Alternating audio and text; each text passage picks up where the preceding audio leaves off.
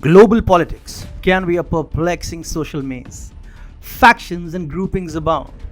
Difference is paramount. And if you're on your own, you have a huge target on your back. After the Cold War was over, Russia found itself in a mess. It had next to zero friends. Every year there would be a new sanction on it. The sanction expedition against Russia hit a crescendo when it annexed Crimea. The West, led by the United States, turned Russia into a global pariah. Every country quickly learns that it must establish itself in a group if it wants to get through the tough years relatively unscathed. And so Russia found its group, and it clung to it out of necessity. The new group was led by China, the rising Eastern power. China readily accepted the new friend, which further solidified its global power claim. For China, Russia was a trophy, the shiniest one in its showcase. But for Russia, China was just a friend of convenience. Now China is a waning power and Russia's soft power is on a rise. The Russian president knows that it's time to make new friends. Some may call it cruel, some even immoral. But come on, you cannot stick with someone whom everyone hates. Hi and welcome. This is TFI Global, the foreign affairs and geopolitical analysis arm of the TFI Media Group, and I'm your host Atul Mishra. In this video, I will tell you how Russia has begun deserting China gradually and how it is using the Tokyo Olympics for that. Let's begin. Russian President Vladimir Putin knows how to outsmart his competitors, especially when it comes to rogue leaders like Chinese President Xi Jinping. China wanted to undermine Russia's interests in regions like Central Asia and Afghanistan.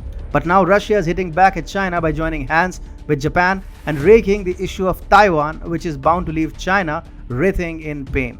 As per latest reports, a Russian state media outlet has joined a growing list of international news agencies that have rectified the name of Taiwan or its flag in Olympic coverage.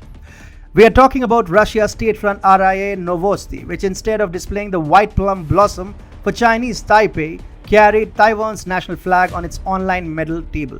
The fact that RIA Novosti is a state-owned broadcaster also shows how the Putin administration subscribes to the Taiwanese cause. Several news agencies have carried symbols during the ongoing Olympic Games that seem to support Taiwan's independent character. NHK, which is Japan's public broadcaster, had one of its anchors introduce Taiwan's team as Taiwan instead of the obligatory Chinese Taipei at the opening ceremony of the Tokyo 2020 Olympics.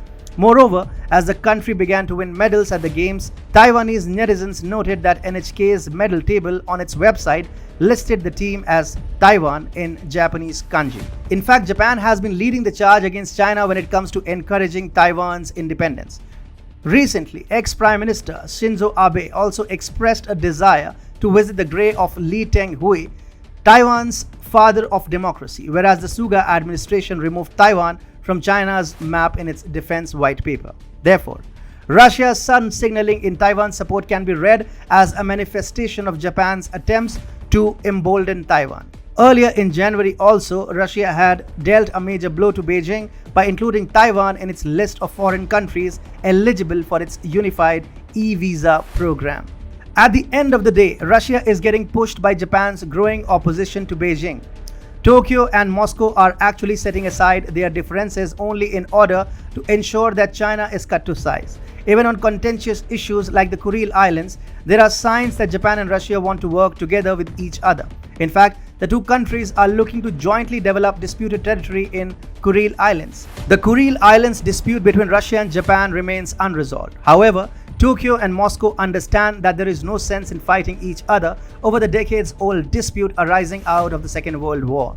Instead, they want to address the bigger common threat in the form of China. The Kuril Islands dispute is something that Japan and Russia can resolve between themselves, but handling China is a matter of priority for both these nations. A bigger picture is also emerging here. China is trying to eat into Russia's sphere of influence in Afghanistan, Ukraine, Central Asia, and the Arctic. But Putin's message to China is loud and clear. If you poke us in our backyard, we'll poke you in yours. This is where Taiwan comes into the picture. What makes things worse for China is the fact that Russia is getting instigated by Japan, which doesn't seem to lose a chance when it comes to weaponizing the Taiwanese cause against China.